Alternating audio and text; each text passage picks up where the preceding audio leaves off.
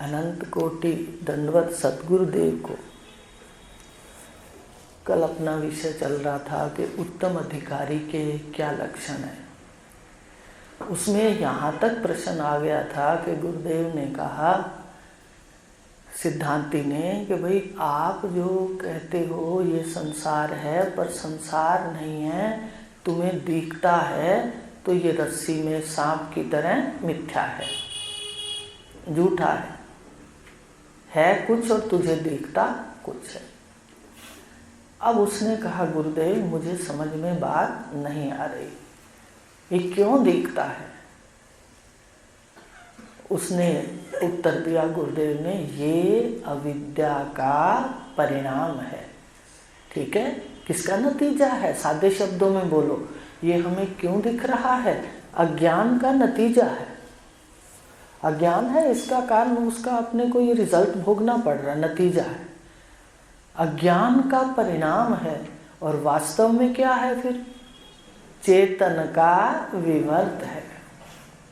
एक छोटा सा उदाहरण जान लेते हैं कि रस्सी में सांप दिखना अंधकार का परिणाम है और रस्सी का विवर्त है। विवर्त समझाएंगे अभी आपको, ठीक है। रस्सी का विवर्त है। विवर्त कहते हैं अनेक रूपों में भासना। रस्सी ही विपरीत, विवर्त, वि माने विपरीत वर्तन। रस्सी ही विशेष रूप से सर्प होकर के भास रही है, ये अंधकार का परिणाम है और सांप रस्सी का बदला हुआ रूप है, सादे शब्दों में कहते हैं। इसी प्रकार ये जगत दिखाई दे रहा है, अविद्या का परिणाम है और वास्तव में आत्म सत्ता, सत्य अनादि, उसका विवर्त है। माने वो ही अनेक रूपों में भास रहा है। तो इसलिए बताया था, उसको खोलने के लिए बात बताई थी कि कोई भी वस्तु बनाने के लिए उसके 3 कारण होते हैं। ईश्वर ने सृष्टि बनाई तो अपन देखेंगे ना कौन से 3 कारण है, सृष्टि कैसे बनी, हमें समझ में क्यों उल्टी पुल्टी आई। तो ईश्वर ने सृष्टि बनाई, हर वस्तु को बनाने के लिए उसके 3 कारण होते। कल आपने घर जाके इसका मनन किया होगा। हर वस्तु के 3 कारण हैं बनाने के। अब उन्होंने कहा जो निमित्त कारण, उपादान कारण और समवाय कारण। समवाय को सहायक कारण भी कह देते। तो निमित्त कारण विश्व की हर वस्तु का चेतन ही होगा, बताया था कल। और उपादान कारण हर वस्तु का अलग अलग होगा। जैसे कुर्सी का पूछूं तो आप कहोगे प्लास्टिक है या लकड़ी है, अगर कुंडे कब्जे पूछूं तो आप कहोगे लोहा है, ठीक है ना। उपादान कारण सबका भिन्न भिन्न होगा। तो ये इस जगत का उन्होंने कहा कि भाई ये जो 3 कारण हैं, और पहले निमित्त कारण चेतन, दूसरा उपादान कारण सबका भिन्न भिन्न और समवाय कारण भी सबका भिन्न भिन्न, ठीक है। अब गुरुदेव कह रहे हैं इस जगत का जो निमित्त कारण है वो ईश्वर है। कल्पना को कल्पना से काटा ना, देखो ऋषियों ने, वेदों में कल्पना की गई। ईश्वर इसका निमित्त कारण है, चेतन बनाने वाला इसको कौन है? सादे शब्दों में अगर बोलें तो इसको बनाने वाला चेतन है, ठीक है। अब इसका जो उपादान कारण है उसको माया कहते हैं। शरीरों का उपादान कारण कौन है? बनाने वाला, मान लो आकार बनाने वाला ईश्वर है, तो कोई चीज़ तो लेगा ना बनाने के लिए। आपने मटका बनाया तो पहले मिट्टी तो होगी ना, उपादान कारण। तो ऐसे ईश्वर ने क्या लिया? माया। माया का बहुत बड़ा पहाड़ लिया और बस मूर्तियाँ तरह तरह की बना दी। और बाद में वो थोड़ा सा बच गया खुरचन, तो कोई छोटे मोटे कीड़े बना दिए, कोई मच्छर बना दी। उसने कुछ भी वेस्ट नहीं किया, इतना सुंदर सृष्टि को रच दिया। देखा करो ध्यान से, बड़े छोटे छोटे कीड़े घूम रहे होते हैं आजकल, बिल्कुल बारीक। तो ये माया उपादान कारण और समवाय कारण। उन्होंने कहा ईश्वर ने कोई यंत्र नहीं लिए, पर ख्याल ही कह दो, वो आप ही उसका यंत्र आप है। आप एक छोटी सी बात देखो, गर्भ में बच्चा तैयार होता है, ठीक है, होता है, आश्चर्य है, कैसे सुंदर तराशा हुआ है, पहले देखो तो सही। और उपादान कारण इस शरीर का माया है, पर आप बताओ बनाने वाला ईश्वर है, निमित्त कारण। आ रही बात समझ में है? सिर जब हिलाना जब समझ आए। सृष्टि रची ईश्वर ने। एक छोटा सा एक संतान को देख लो, पुत्र या पुत्री पैदा होते हैं, तो उसमें देखो कैसे उसका जो बनाने वाला है उसको निमित्त कारण किसको कहोगे आप? ईश्वर। उपादान कारण माया, ठीक है। अब उसके बाद जो समवाय कारण है तीसरा, वो ईश्वर स्वयं है। आप बताओ समवाय कारण में ईश्वर ने कौन से यंत्र माँ के गर्भ में मंगाए जो इतने सुंदर तराशा, इतनी स्किन कितनी देखते हैं, कितनी वो जिसको कहते हैं सुंदर और चिकना, कितना चिकनापन होता है इसमें और कितना मुलायमपन होता है, हर चीज कैसे सुंदर तराशी। इतना सुंदर सृष्टि का क्रम है कि 3 भूतों को लेकर, 3 देवताओं को लेकर के सृष्टि को बना लिया और उसमें बैठ गया, लिख दिया उपनिषद के अंदर, तत् सृष्टवा तदेव अनुप्रविश्य। रचा किससे?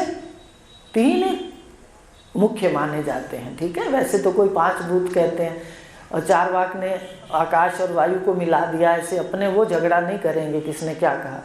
पर ये देखो, अग्नि, जल और पृथ्वी, तीनों देवताओं के बीच में उससे सृष्टि को रचा, ब्रह्मांड को रचा, अग्नि से, जल से और पृथ्वी से। सारा शरीर है पृथ्वी का, 5 भूत हैं कि नहीं है, वो फिर बाद में खोल के बताएंगे और विषय में कि कैसे इसमें पृथ्वी तत्व में सारे तत्व हैं। लेकिन पृथ्वी, अग्नि और जल, इससे सृष्टि को रचा और रच के देवों का देव सत्य महादेव इसमें बैठ गया और उपनिषदों में लिख दिया, जीवो शिव। शिव ही जीव है, जीव ही शिव है, सा जीव केवला शिवा। केवल शिव है, केवल, ऐसा लिख दिया। फिर ये भी कह दिया उपनिषदों में कि उसने सृष्टि को रचा, देव सृष्टि को, और देवताओं में खुद महादेव रच के बैठ गया। तत् सृष्टवा तदेव अनुप्राविश्य। लेकिन किसी माई के लाल ने कोई समझा ही नहीं, इधर भी मकान बनाता रहा, कारें लेता रहा, घर बनाता रहा, बच्चों के ऐश्वर्य पूरे करता रहा। अरे परमात्मा की प्राप्ति परमार्थ में भी आया तो वही काम करता रहा, वहाँ मकान बनाए, यहाँ आश्रम बनाए हैं, मंजिलों पे मंजिल आश्रम बना दी। इन मन को नहीं बनाया किसी ने भी हमारे। देखो विरले संत हैं जो मन को ख्याल से बना रहे, नहीं तो सब यही हो रहा है। जो व्यवहार के अंदर अपन आते हैं, जो कुछ बनाते हैं, वही इधर बन रहा है। पर ईश्वर की सृष्टि अपने आप में बहुत सुंदर है। वेद उपनिषद इसका राज बताते हैं और सतगुरु बताते हैं जिनको पता हो। तो बताया 3 कारण हैं। अब आपने बच्चे के हिसाब से देख लिया कि जगत को बनाने के लिए ईश्वर ने सारा कार्य किया, पर कोई औजार की आवाज़ नहीं आती कि माँ सोई पड़ी है और अंदर वो मशीनें चल रही हों कि भाई अब नाक तराशा जा रहा है और पेच कसे जा रहे हैं और दांतों पर पालिश की जा रही है। कितनी सुंदर सुंदर पालिश है, अलग अलग रंग भरे हुए, देखते हो, देखते हो। सिर पे देखो काले बाल, काला रंग भर देते हैं, भौएं ऐसे सुंदर सुंदर काली बना देते हैं, दांत सफ़ेद बना देता है, आंखों देखो कितनी सुंदर है आंखें। देखा करो ना ईश्वर की कृति को, अपना अहंकार इसमें गिर जाएगा। अगर हमने इस सृष्टि को और इस शरीर को ही देखना शुरू कर दिया, अपनी ही कृति को, अहंकार नीवा हो जाएगा कि मैं तो कुछ करने वाला हूँ। ऐसी शरीर के अंदर व्यवस्था कि हम तो फटाफट उठाते हैं कि क्या क्या खाना है, सलाद भी ला दो, दही भी ला दो, ये भी ला दो, एन प्लेटें सजा लेते हैं। ठीक है, उसमें अग्नि तत्व है, जल तत्व है, पृथ्वी तत्व है, अंदर ऐसी मशीनरी है। मेरा तो दिमाग एकदम बैठे बैठे सुन्न सा हो जाता है जब मनन होता है तो वाह गुरुदेव आप ना मिलते तो हम तो उसी में उलझे हुए थे। आज क्या डिजाइन है, आज क्या पहनना है, आज क्या खाना है। अरे हम तो ऐसे डाल देते हैं। अग्नि तत्व भी उसके अंदर है खाने के अंदर है या नहीं है? अग्नि तत्व भी है, जल तत्व भी है, पृथ्वी तत्व भी है। अंदर मशीनें अलग अलग कर रही हैं। और फिर और देखो आनंद की बात कि अलग अलग तो कर ही रही हैं, फिर उनके 3-3 भाग कर रही हैं, स्थूल, मध्यम और अति सूक्ष्म। अग्नि का स्थूल, अग्नि का मध्यम, अग्नि का अति सूक्ष्म, 3 छाननियां हैं। ठीक है, फिर जल तत्व अलग होता है, जल तत्व का स्थूल, फिर उसका मध्यम, फिर उसका सूक्ष्म, वहां भी 3 छाननियां हैं। ये ज्ञान मार्ग है घर जाने का। अब तीसरा अग्नि तत्व है, उसमें भी 3 बातें, 3 हो जाती है छाननी, अलग अलग सब हो जाता है। स्थूल तत्व अग्नि का, फिर उससे मध्यम तत्व, फिर सूक्ष्म तत्व। और छन करके कहा अन्न से मन बन गया, अग्नि से वाणी बन गई और जल से प्राण बन गए। बताओ आश्चर्य है या नहीं? बताइए। आप लोग अंदर नहीं जाते, गहराई में नहीं डूबते। ऐसा आश्चर्य होता है कि मैं तो कहीं बचती नहीं, मैं कुछ नहीं कर रहा, हो रहा है सृष्टि में अपने आप हो रहा है। ऐसे ऑटोमेटिक सिस्टम लगे हुए हैं, आश्चर्य नहीं होता आपको? इतने ऑटोमेटिक सिस्टम, और उसमें अग्नि तत्व क्या कार्य करेगी, जल क्या करेगा, आकाश क्या, वायु क्या, सब हो रहा है। तो इस प्रकार ईश्वर ने सृष्टि को रचा। ठीक है, पर हमें ऐसा नहीं दिखाई दिया। क्या किसी को निगुरे को लगा कि 8 से सृष्टि बनी हुई है? चलो माया ही देख लेता पहले। देखा क्या माया को? बाद में तो माया भी मिथ्या हो जाएगी, पर पहले माया तो दिखे। किसी को दिखा कि भाई माया है? किसी को दिखा कि 5 भूतों का एक पुतला है? कहते रहते हैं लेकिन दिखता किसी को नहीं। तो इसी तरह गुरुदेव दिखा रहे हैं कि ये सृष्टि क्यों नहीं दिखती। उसका उत्तर दिया, अविद्या, अज्ञान का परिणाम है। अब वो पूछता है फिर वास्तव में है क्या गुरुदेव? कहते चेतन आत्मा का विवर्त है। आत्मा ही आत्मा है, आत्मा के अनेक रूप हैं, आत्मा का विवर्त है। अब आपको एक बात बताते हैं कि परिणाम और विवर्त क्या है, इसको भी खोल लें फिर आगे आसानी रहेगी। परिणाम कहते हैं जैसे दूध में दही, दूध का परिणाम दही है। ठीक है, परिणाम के एक लक्षण हैं, सादी भाषा में सुन लो, कि जो वस्तु अपने पहले स्वरूप को छोड़ दे और दूसरे में भासे। कल सुनूंगी, ये मत सोच लेना कि भाई सुनने में आनंद लेते रहेंगे।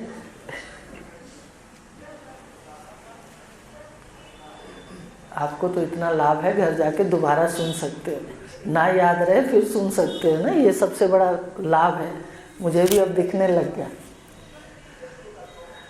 क्या लक्षण है परिणाम के? कहते पहले अपने पहले स्वरूप को छोड़ दे और दूसरे में भासे। दूसरे में भासे, पर दूसरा जो भासता है वो पहले स्वरूप को, पिछले स्वरूप को प्राप्त नहीं कर सकता।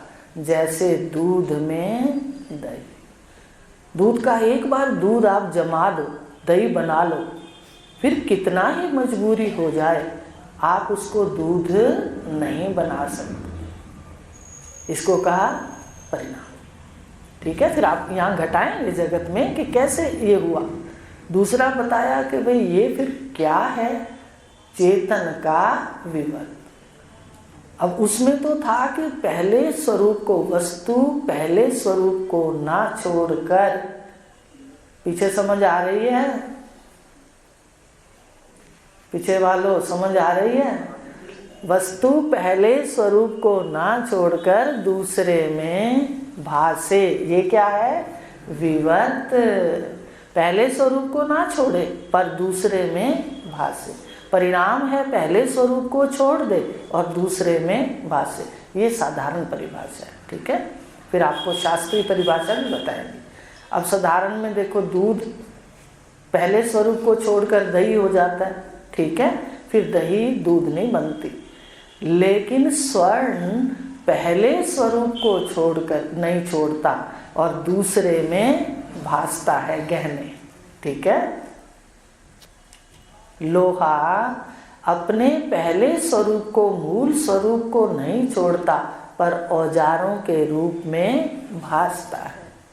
मिट्टी अपने पहले स्वरूप को, मूल स्वरूप को ना छोड़कर कुम्हार की दुकान पर बर्तनों के रूप में भासती है। आया विवर्त का। अब यहाँ परिभाषा घटाओ। उसने कहा गुरुदेव ये जगत क्या है? यह अविद्या का परिणाम है। मान लो अविद्या जो है वो जगत के रूप में भासती है। अज्ञान है तो ये मेरा भासता है, मैं भासता है। अज्ञान है तो स्त्री भासती है, पुरुष भासती है। आप कहोगे फिर नहीं भासेगा। फिर भासेगा तो सही, पर सत्य पर नजर टिकेगी कि इस स्त्री के आकार में आंखों में बैठा पुरुष सत्य है। स्त्री और पुरुष आकारो मिथ्या, उपनिषद में है।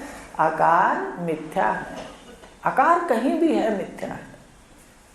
हमारे बड़े महाराज जी ऐसे नहीं पढ़ाते थे। हमारे गुरुदेव की कृपा है कि सरल करके उन्होंने बताया। बड़े महाराज जी तो आटा मंगा करके और फिर सब छिपकली और चूहा और वो चकला बेलन बच्चे बनाते थे ना पहले, वैसे बना के रख देते थे। हमारे गुरुदेव कहते, फिर बुलाते किसी को, जैसे रवेला को ये आवाज़ लगाते हैं, रवेला ये क्या है? वो कहती छिपकली है। अपने से कोई पूछे तो अपन यही कहेंगे ना, वो छिपकली है। ये क्या है? ये चूहा है। ये क्या है? ये चकला है, बेलन है, कढ़ाई है, कुछ भी उस आटे के आकार। अब वो उठा के फिर मिटा देते थे। कहते अब क्या है? कहते आटा। तो क्या पहले क्या था? समझ रहे हो? वो सृष्टि का ऐसे बताते थे। हमारे गुरुदेव ऐसे खुलासा करते थे जैसे अपन बैठे हैं। तो इस तरह से अगर खुलासा है तो हमें समझ आएगी। हमें वो शॉर्टकट समझ नहीं आता। आता है क्या? अभी कह देते ये जगत अविद्या का परिणाम है, चेतन का विवर्त है, बस जाओ। लेकिन अब आपको समझ आएगी कि भाई ये तो माया जो है उसका परिणाम है, नतीजा है कि मुझे रूप सच्चा लग रहा है, आकार सच्चा लग रहा है, ठीक है, और ये मैं हूँ ये सच्चा लग रहा है, और परिवार वाले मेरे हैं। ईश्वर की सृष्टि में चोरी कर करके हम इकट्ठे कर लेते, चोरी करते हैं ईश्वर की सृष्टि से। पहले मेरा कहते हैं, मेरा मेरा मेरा। फिर कहते कन्या दान कौन करेगा? हम कहते कन्या आपकी है, पहले बताओ, क्या धर्म मिलेगा? देखो हम बात को काट नहीं रहे, फिर एक बात सुनना, आपको समझा रहे हैं। आप ऐसी बात आएगी तो शंकाओं से दूर हट जाओगे। कहीं भी कोई कार्य होगा आप कोई भी विरोध नहीं करोगे कि भाई एक ही प्रश्न है। कई बार आता है वो कहता है मैं तो कन्या दान करके पुण्य लूँगा, ठीक है। मुझे आता है देखो कन्या ईश्वर की है, ईश्वर की सृष्टि है। हाँ अपना पार्ट है, जो रिवाज है वो अपन ने करना है, पर उसका अध्यास छोड़ना है। क्या छुड़ाया जा रहा है? उसमें अहंकार, जो परिच्छिन्नता वाला अहंकार है वो छुड़ाया जा रहा है। आप ब्रह्म सत्ता हो वहां तक ले जाने की प्रयास चल रहा है। तो रास्ते के पड़ाव हमें पता होने चाहिए कि ये पार्ट है, सिर्फ पार्ट तो आप सुंदर कर लो। लेकिन कहा पहले तो ईश्वर की सृष्टि से तुमने कन्या अपनी मानी और फिर उसका क्या किया? दान किया। अब समझ आएगी, घर जाके मनन करना। आप कहोगे ना करें, फिर कहते नहीं ये अपने रीति रिवाज हैं, क्यों ना करो। लेकिन अध्यास छोड़ दो इसका कि मैं करता हूँ और उसके लिए कष्ट पाना छोड़ दो। कई लोग कष्ट पाते ना इस बात में भी कि कन्यादान ना कर सका, ये ना हुआ, वो ना हुआ। तो इसी प्रकार जो आकार हैं वो मिथ्या हैं। ये अविद्या का परिणाम है कि हमें सत्य लग रहा है और वास्तव में चेतन का विवर्त है। अब परिणाम क्या है? अविद्या निराकार है, उस निराकार स्वरूप को छोड़ करके किस स्वरूप को भासने लगती है? साकार में। कल बताया था नाम और रूप माया है, अविद्या नाम और रूप है माया। तो रूप देख लो अपने आप में, आकार देख लो अपने आप में, सत्ता से भिन्न कोई आकार नहीं है। मिट्टी से भिन्न कोई आकार नहीं है, लोहे से भिन्न औजार जितने भी हैं, लोहे से भिन्न कोई आकार नहीं है क्या? जैसे सोने की चूड़ियां हैं, उन चूड़ियों का कोई आकार, चूड़ियां कहीं भी सत्य नहीं, चूड़ियां सर्वम सारी स्वर्ण ही स्वर्ण। अब जो स्वर्ण देखता है वो आकार मिथ्या है उसकी दृष्टि में, वो व्यवहार तो करता है आकार में पर वो उसको सच्चा नहीं मानता। ऐसे व्यवहार तो करो आप सारे रिश्ते नातों में, पर यहाँ कोई भी सत्य नहीं।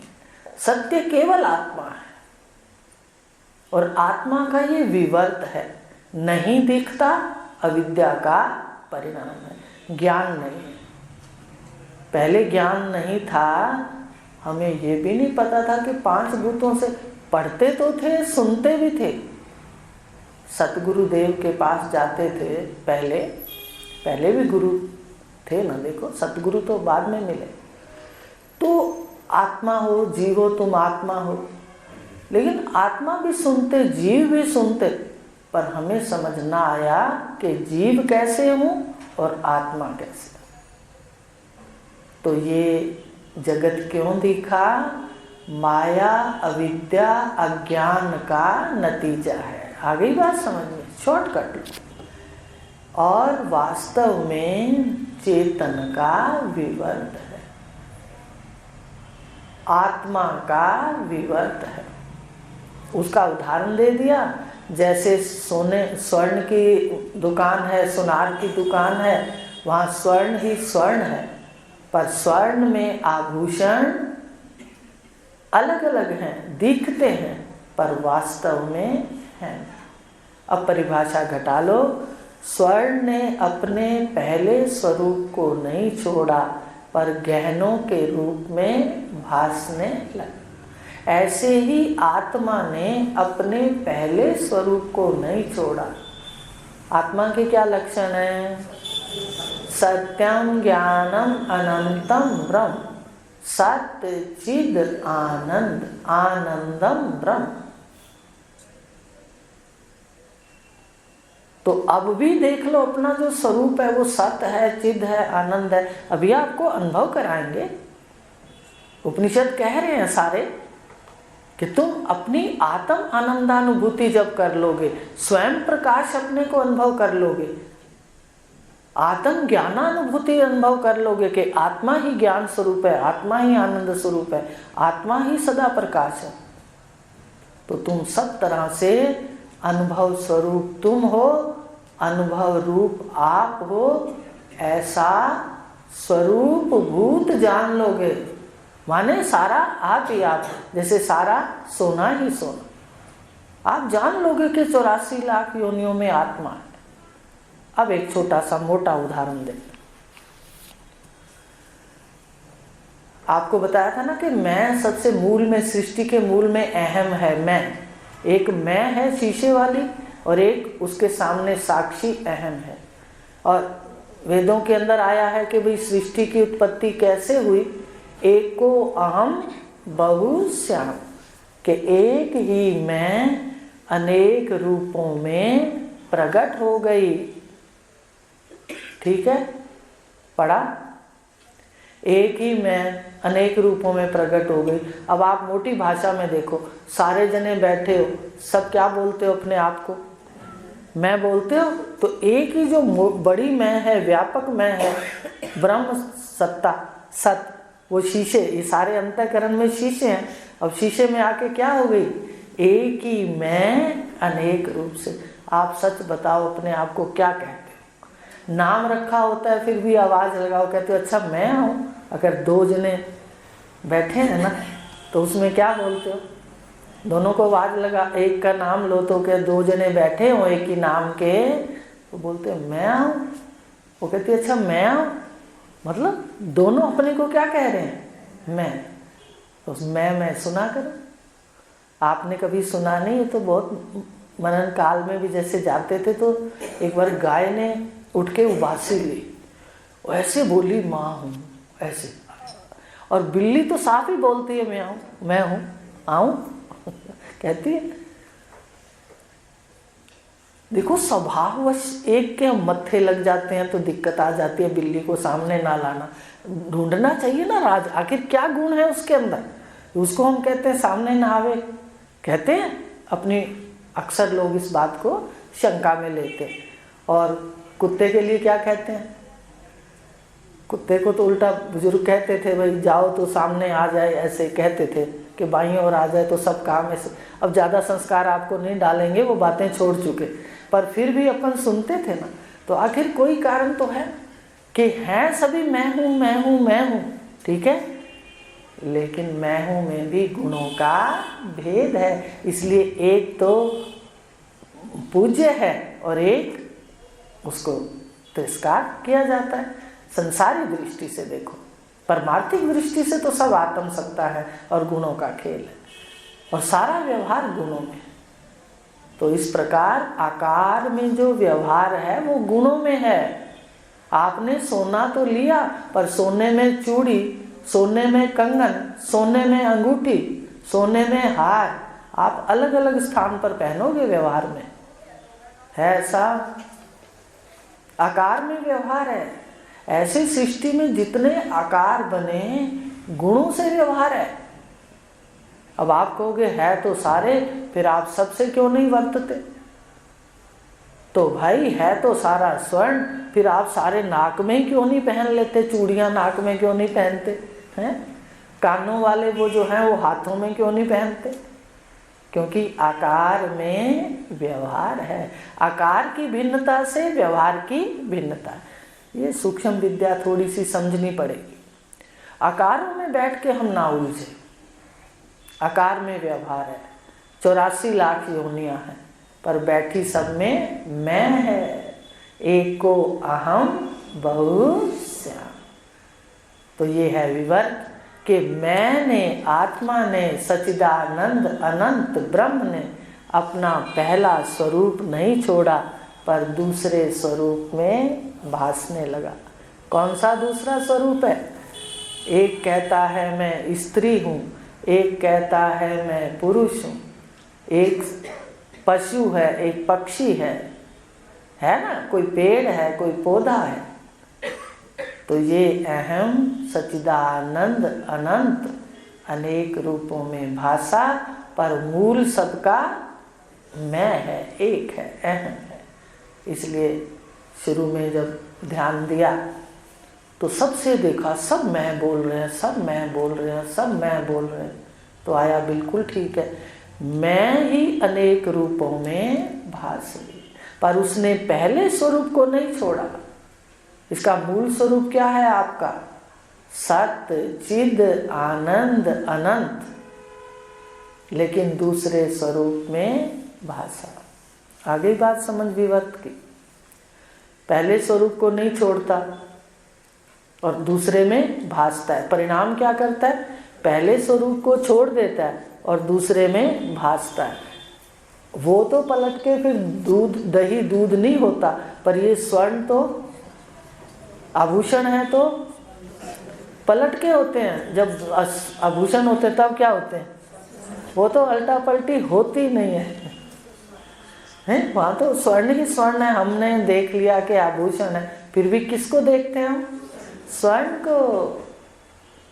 हम आभूषण को, चूड़ियों को देख रहे हैं, कहते क्या बनाई सुंदर है चूड़ियाँ आपकी, पर चूड़ियों को देखते हुए किसको देख रहे हैं? स्वर्ण को। देख उसी को रहे। अब हम किसको देख रहे हैं? आप कहोगे कल तो पढ़ाया था आंखों से नहीं दिखता, आज कह रहे हो देख रहे। भाई मोटी भाषा में तो आप उसके अधिष्ठान को नहीं देख रहे, पर बुद्धि के बल से होवे अस्तित्व सिद्ध वस्तु का। आपको पता है कि आपका जो मूल है वो अग्नि है, वायु है, जल है, जो भी है उसका मूल सत्य है। उस सत्य में स्फुरना हुई तो सृष्टि प्रकट हुई। उस सृष्टि में भूत आदि सब प्रकट हो गए। मूल इसका सत्य है और वो सत्य तुम हो। रोज रात को अपने सत्य से एक में एक होते हैं पर जानते नहीं। सुबह उठ के बड़े खुश हो जाते हैं, लेकिन सारा दिन मन को पकड़ पकड़ के कहाँ कहाँ उड़ते हैं और रात को थक के अपने घर चले जाते हैं। है सत्य। मन सुबह होता है तो सारा दिन उड़ाने भरते, हम सब भरते हैं। जानकार उड़ाने भरता नहीं है, वो देखता रहता है कि हो रहा है, लेकिन अज्ञानी तो उड़ाने ही भरता है। तो इस बात को ले लें। आज अपन ने देख लिया कि उसने कहा गुरुदेव ये जगत आप कहते हो रस्सी में सांप है, कैसे? उन्होंने कहा ये जगत अविद्या का परिणाम है। सांप क्यों दिखा, दुख रूप क्यों दिखा, इतना कष्टदायी क्यों दिखा? ये अविद्या का परिणाम है। अविद्या निराकार है और जगत साकार है, ठीक है। और चेतन जैसा है वैसा ही आगे जगत है। उन्होंने कहा विवर्त कैसे है वास्तव में, कि चेतन पहले जैसा सच्चिदानंद है, आकार में भी वो सत्य चित और आनंद। उसने पहले स्वरूप को नहीं छोड़ा पर दूसरे आकारों में भासने लगा। आपको उदाहरण दे दिया, सोने में आभूषण, लोहे में लोहे के औजार और मिट्टी में अनेक प्रकार के बर्तन, वो सारे मिट्टी रूप हैं। लेकिन दूध में दही ये अविद्या का परिणाम है। और दूध में दही कैसे है? जैसे अविद्या से हमें संसार दिखा, पर अविद्या निराकार है और संसार साकार है। तो अब एक और बात आज ले लो, ये समझ आ गई? ये समझ आ गया अविद्या का परिणाम और चेतन का परिणाम क्या है, वो परिभाषा बता देना, ठीक है। अब वो पहले स्वरूप को छोड़ करके, अविद्या को छोड़ करके हमें जगत दिखने लग गया। अब यहाँ पर उन्होंने कहा कि स्वर्ण सच्चिदानंद ब्रह्म आकारों में भाषा, पर आकारों में भासते हुए भी वो स्वर्ण ही है, आभूषण स्वर्ण ही है और जगत ब्रह्म ही है। बात समझ रहे हो? ये हुआ। कल आगे लेंगे, इसको सुनेंगे, कल अपने लेंगे कि ये जो जगत है अविद्या का परिणाम है और चेतन का विवर्त है। शास्त्रीय भाषा में लेंगे कि विवर्त है ना, सम सत्ता विषम सत्ता। कल आपको फिर और नया याद करने को देंगे। उपादान से सम सत्ता वाला अन्यथा स्वरूप, निराकार माया और साकार जगत कल बताएंगे, आज उलझाएंगे नहीं, थोड़ा कठिन है विषय। अन्यथा स्वरूप दिखाई दे रहा है, ठीक है, दोनों में। आज अपन ने एक परिभाषा ले ली साधारण, एक बदलता है दूसरा नहीं बदलता, ठीक है। वो बदलने वाला स्वरूप बदला वो तो परिणाम, और ना बदलने वाला विवर्त। कल आगे लेंगे, शास्त्रीय भाषा में परिभाषा समझाएंगे। मनन करके आना। हरिओम शांति।